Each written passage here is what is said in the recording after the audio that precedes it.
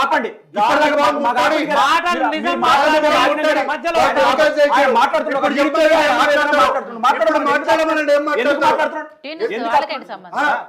నేను వాళ్ళ గురించి ఏమనలే. ఈ రాష్ట్రంలో ప్రధాన ప్రతిపక్ష పార్టీ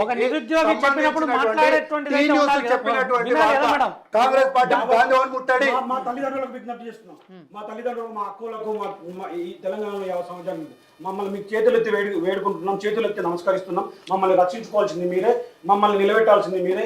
మీకందరూ కూడా వేడుకుంటున్నాం. ఇంకా మమ్మల్ని కాంగ్రెస్ పార్టీ ఇంకెంత ఇంతలో గుర్తు చేస్తుందో ఇదే మేడం. దీన్నే పొలిటికల్ ఆరోపణలు అన్నారు.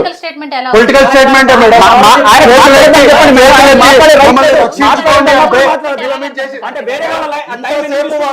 రాజహింస గురించి మాట్లాడే హక్కే లేదు. ఎందుకు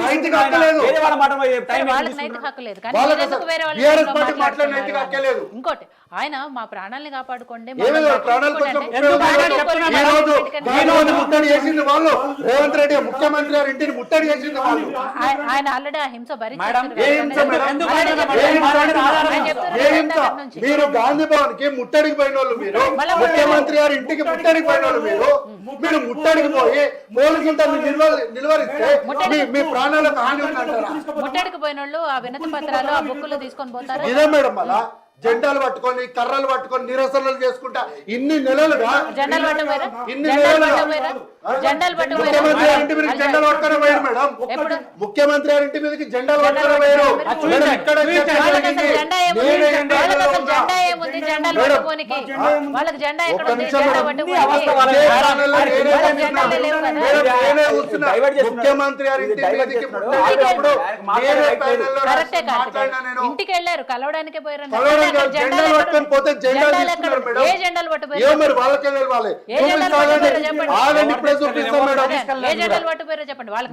ఎందుకంటున్నామంటే భయభ్రాంతులకు ఎందుకు గురి చేస్తున్నారంటే, ఇందిరానాయక్ మాట్లాడినప్పుడు, అద్దంకి దయాకర్ గారితో మాట్లాడినప్పుడు 2 రోజుల్లో నీ అంత చూస్తా, నిన్ను చూసుకుంటా, నువ్వు ఏంటో చూపిస్తా అంటే అద్దంకి దయాకర్ గారు ఇందిరానాయక్ గారికి చెప్పిండు.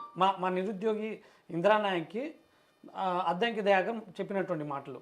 2 రోజుల్లో చూసుకుంటా అంటే 2-3 రోజుల్లో నీ పని అంతమైంది, నిన్ను చూస్తా, ఆ విధంగా భయపట్టిస్తా ఉన్నారు కదా. అదే కదా, అది స్టేట్మెంట్ కాదు, అది భయపట్టిస్తా ఉన్నట్టే కదా మేడం కాంగ్రెస్ పార్టీ. మీరు వ్యక్తులపైన ఆరోపణలు చేసేటప్పుడు నేనేమంటున్నా, ఆ వ్యక్తులు ముందర ఉన్నప్పుడు మీరు ఈ ఆరోపణ చేస్తే ఆ వ్యక్తి మీకు ఏమేం చేయాలి సమాధానం చెప్తాడు. ఇప్పుడు దయాకర్ అని ఏం మాట్లాడినా నేను ఇన్లే, ఇందిరానాయక్ ఏమి విన్నాడో ఇప్పుడు మేడం, ఇప్పుడు మీరే వార్తల్లో కాదు అంటారు, మళ్ళీ మీరే వార్తల్లో చూడాలి అంటారు. మీరేమంటారు? ఇప్పుడు నేను గాంధీభవన్ ముట్టడి అని అంటే కాదు అని చెప్పి వాళ్ళ పోస్టర్ స్క్రీన్ మీద ఇప్పుడు ఎట్లా దీన్ని ఏమనాలి? అది కరెక్ట్, ఇది కరెక్ట్ ముట్టడి అని చూసి దానికి ఫిక్స్ అయ్యారు. కానీ అద్దంకి దయాకర్ గారు ఇందిరానాయక్ తో మాట్లాడిన వైరల్ ఆడియో మాత్రం ఎక్కడ మీరు వినలేదు. దాని గురించి మాత్రం మీరు మాట్లాడారు. నేను వినలేదు. ఒకవేళ మీరు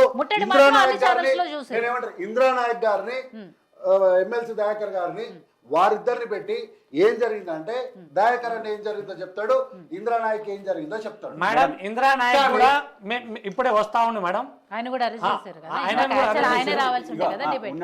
అయితే ఒక్క నిమిషం మేడం, నేను ఏమంటున్నానంటే ఇప్పుడు ఇంతకు ముందు కార్తిక్ గారు మేము మాట్లాడుతున్నప్పుడు ఇంటిని ముట్టడి చూడండి, జెండాలు ఎక్కడ కనపడ్డాయి జెండాలు చూడండి. ఇంకా మీకు ఏం కావాలని జెండాలు చూపించండి, వార్తల్లో వచ్చిందే చూపిస్తుంది. నేనేం ప్రత్యేకంగా వీడియో తీసింది ఏం కాదు, నేనేం మార్పింగ్ చేసింది కాదనట్లేదు. జెండాలు చూపించండి అన్నాను నేను, అంతే. నేను అందుకే వార్తల్లో వచ్చిందే చూపిస్తుంది. మేము ఊరు తిరిగి కాంగ్రెస్ జెండాలు మోసి మరి చదువుకున్న వ్యక్తులను మేము తెచ్చుకున్నాం. PDSU జెండాలు విద్యార్థి సంఘం చేసింది, విద్యార్థి సంఘంగా చేసింది. పోయినప్పుడు మరి ఏం చేస్తారు పోలీసులు? దీనికి PDSU కి ఆ పరిస్థితి ఎందుకు వస్తా ఉంది?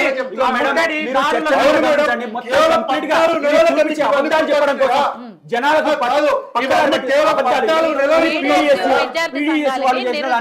కార్తీక్ మేడం, నేను కేవలం ఉదాహరణగా చెప్పిన వీళ్ళు ఎట్లా పోతారు దాడికి ఇప్పటిదాకా మీరు చేసినారు. పోతే అనాలి. ఇప్పటిదాకా వీళ్ళే చేసినారు. ఒక నిమిషం. మేడం, ఏం అబద్ధాలు మాట్లాడుతున్నారు? పీడి- ముందు ఒక్క నిమిషం, పచ్చి కార్తీక్ గారు. పచ్చి అబద్ధాలు. కార్తీక్ గారు, మాటకు కెమెరా ముందు perfect పచ్చి ఉన్నా. అబద్ధాలు. టీఆర్ఎస్ పార్టీ పచ్చి అబద్ధాలు. ఇగో, రీఎంబర్స్మెంట్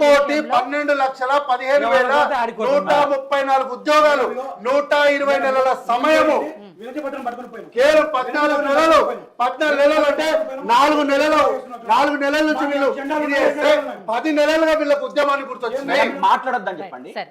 లేదా మాట్లాడమని చెప్పండి. పార్టీకి మాట్లాడే హక్కే లేదు. మొత్తమే మాట్లాడమని చెప్పండి. ఒక నిమిషం. ఆయన కాంగ్రెస్ పార్టీకి మాట్లాడే హక్కు లేదు. ఇందాక ఎందుకు మమ్మల్ని ఆపినావు? మమ్మల్ని నేను ఎందుకు ఆపినావు ఇందాక? 50 మేము మాట్లాడుతుంటే మమ్మల్ని ఎందుకు ఆపినావు? మాట్లాడనీయలేదు. ఆహా, నువ్వు అప్పుడు ఏమైంది మీకు? ఎందుకు మాట- అప్పుడు ఇప్పుడు తెలియదా? మేము ఊరుకున్నాం కదా? అప్పుడు తెలియదా? ఎందుకు ఊరుకోలేవు? ఎందుకు నువ్వు ఎందుకు ఊరుకుంటలేవు? ఫస్ట్ ఊరుకోలేదు. నువ్వు ఎందుకు- అవును, ఊరుకున్నావు. ఫస్ట్ ఊరుకోలేదు. ఇప్పుడు నీకు కూడా అంటే నువ్వు రిక్వెస్ట్ చేసుకొని ఇప్పుడు బతిమలాడుకుంటే మీ దయ తెచ్చాను. ఇప్పుడు అరగంట నుంచి నువ్వే కదా మాట్లాడుతుంది. ఇప్పుడు అరగంట ఇవ్వండి, నేను మాట్లాడుతుంది. నువ్వు అరగంట ఇవ్వండి. ఆరోపణలు చేసి అరగంట నుంచి నువ్వే కదా మాట్లాడుతుంది. నేను బాగా పెట్టుకున్నావు కదా. కార్తీక్ గారు, గౌతమ్ గారు, ఒక్క నిమిషం. సరే, ఈ డిబేట్ ఇంకో అరగంట ఇవ్వండి అన్నకి, కానీ- ఈ డిబేట్ ని రేపు కంటిన్యూ చేద్దాము. మిగిలిన విషయాలు రేపు మాట్లాడదాం. ఎందుకంటే చాలా మేడం, time అయింది ఒక్క కాబట్టి. నిమిషం. పాప ఆయన కూడా అరెస్ట్ అయ్యి డైరెక్ట్ గా వచ్చి అలసిపోయి ఉన్నారు కాబట్టి డెఫినెట్ గా రేపు కంటిన్యూ చేద్దాము. కార్తీక్ గారే వస్తారు. కార్తీక్ గారు రేపేం సమాధానం చెప్తారు. ఇదే చెనగాని దయాకరి వాళ్ళ దగ్గర ఉండి ఎందుకు అరెస్ట్ చేయించాడు, ఇవన్నీ కూడా రేపు మాట్లాడదాం. థ్యాంక్ యూ రవి గారు, గౌతమ్ ప్రసాద్ గారు, రవి గారు, అలాగే కార్తీక్ గారు. థ్యాంక్ యూ సో మచ్ డిబేట్లో